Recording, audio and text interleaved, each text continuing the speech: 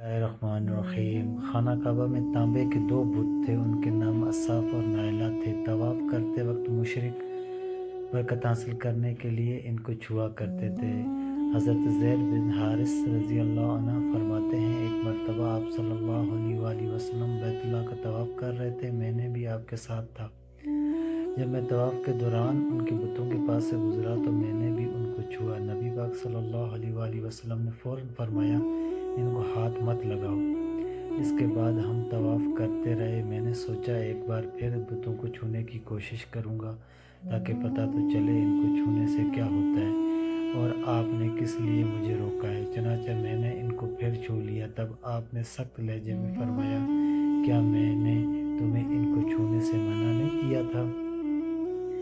اور میں قسم کھا کر کہتا ہوں، نبی پاک صلی اللہ علیہ وآلہ وسلم کبھی بھی کسی بت کو نہیں چھوا، یہاں تک کہ اللہ نے آپ کو نبوت عطا فرما دی اور آپ پر وحی نازل ہونے لگی۔ اسی طرح اللہ تعالیٰ حرام چیزوں سے بھی آپ صلی اللہ علیہ وآلہ وسلم کی حفاظت فرماتے تھے۔ مشرکوں بتوں کے نام پر جانور قربان کرتے تھے، پھر یہ گوشت تقسیم کر دیا جاتا تھا، یہ پکا کر کھلا دیا جاتا تھا، لیکن آپ نے کبھی بھی ایسا گوشت نہ کھایا۔ خود آپ نے ایک بار ارشاد فرمایا، میں نے کبھی کوئی ایسی چیز نہیں چکھی جو بتوں کے نام پر ذبح کی گئی ہو، یہاں تک کہ اللہ تعالیٰ نے مجھے نبوت عطا کر دی۔ اسی طرح آپ سے پوچھا گیا، کیا آپ نے بچپن میں کبھی بت پرستی کی؟ آپ صلی اللہ علیہ وآلہ وسلم نے ارشاد فرمایا، نہیں۔ آپ صلی اللہ علیہ وآلہ وسلم سے پھر پوچھا گیا، آپ نے کبھی شراب پی؟ جواب میں ارشاد فرمایا، نہیں، حالانکہ اس وقت مجھے معلوم نہیں تھا کہ کتاب اللہ کیا ہے اور ایمان کی تفصیل کیا ہے۔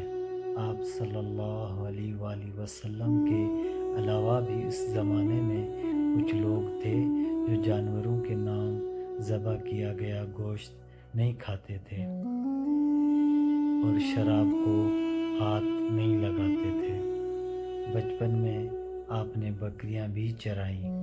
آپ مکہ کے لوگوں کی بکریاں چرایا کرتے تھے۔ معاوضے کے طور پر آپ کو ایک سکہ دیا جاتا تھا۔ آپ صلی اللہ علیہ وآلہ وسلم فرماتے ہیں، اللہ تعالیٰ نے جتنے نبی بھیجے ان سب نے بکریاں چرانے کا کام کیا۔ میں مکہ والوں کی بکریاں سکہ کے بدلے چرایا کرتا تھا۔ مکہ والوں کی بکریوں کے ساتھ آپ اپنے گھر والوں اور رشتہ داروں کی بکریاں بھی چرایا کرتے تھے۔ پیغمبروں نے بکریاں کیوں چرائیں، اس کی وضاحت یوں بیان کی جاتی ہے، اس کا نام میں اللہ تعالیٰ کی زبردست حکمت ہے۔ بکری کمزور جانور ہے، لہٰذا جو شخص بکریاں چراتا ہے اس میں قدرتی طور پر نرمی، محبت اور انکساری کا جذبہ پیدا ہو جاتا ہے۔ ہر کام اور پیشے کی کچھ خصوصیات ہوتی ہے، مثلاً قصاب کے دل میں سختی ہوتی ہے، لوہار جفا کش ہوتا ہے، مالی نازک طبع ہوتا ہے۔ اب جو شخص بکریاں چراتا رہا، جب وہ مخلوق کی تربیت کا کام شروع کرے گا تو اس کی طبیعت میں سے گرمی اور سختی نکل چکی ہوتی ہے۔ مخلوق کی تربیت کے لیے وہ بہت نرم مزاج ہو چکا ہوتا ہے اور تبلیغ کے کام میں نرم مزاجی کی